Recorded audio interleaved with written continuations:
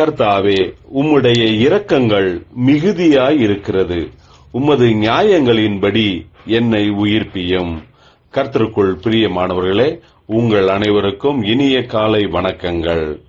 இன்றைய வேத வசன தியானத்திற்கென்று நாம் தெரிந்தெடுத்திருக்கும் வேத பாகமானது 1 கொரிந்தியர் 1 29 மாம்சமான எவனும் தேவனுக்கு முன்பாக பெருமை பாராட்டாதபடிக்கு அப்படி செய்தார்.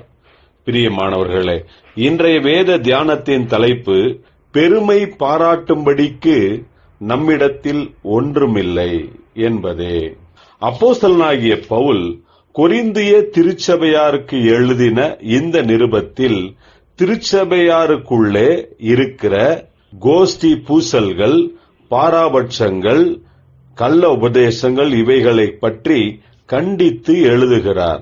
சபையானது ஐக்கியமாக இருக்க வேண்டும், ஒரே மனதுடன் தேவனுடைய ஊழியத்தை நிறைவேற்ற வேண்டும் என்கிறார். நம்மிடத்தில் இருக்கும் வரங்கள், தாளந்துகள், திறமைகள் இவைகள் எல்லாமுமே கிருபையாக கர்த்தர் நமக்கு அவருடைய ஊழியத்தினுடைய வளர்ச்சிக்காக, தேவனுடைய ராஜ்யத்தினுடைய வளர்ச்சிக்காகவே நமக்கு கர்த்தர் கொடுத்திருக்கிறார். நாம் பெருமை பாராட்டும்படிக்கு ஒன்றுமில்லை. அவைகள் எல்லாமே கர்த்தரிடத்திலிருந்தே நாம் பெற்றிருக்கிறோம். ஒருவரும் கர்த்தருக்கு முன்பாக பெருமை பாராட்டவே முடியாது. நாம் எல்லாவற்றிலேயும் கர்த்தரையே மகிமைப்படுத்த வேண்டுமே தவிர நம்மிடத்தில் இருக்கும் எதுவுமே நம்முடையவைகள் அல்ல என்பதை சரியாக உணர்ந்து கொண்டு நம்மை நாமே தாழ்த்தி கர்த்தருக்கு முன்பதாக ஒப்பு கொடுக்க வேண்டும்.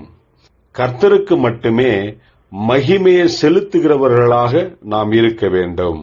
பிரியமானவர்களே, தாழ்மையுடன் கர்த்தரிடத்தில் நம்மை ஒப்பு கொடுப்போமாக. ஜெபிப்போம். ஜீவனுள்ள தேவனே, எங்களிடத்தில் இருக்கும் எல்லாமுமே உம்மிடத்தில் இருந்தே வந்தது. எப்போதும் உமக்கு முன்பாக தாழ்மையுடன் நாங்கள் இருக்கும்படிக்கு கிருபை தாரும். இயேசு கிறிஸ்துவின் நாமத்தில் ஜெபிக்கிறோம் நல்ல பிதாவே, ஆமேன்.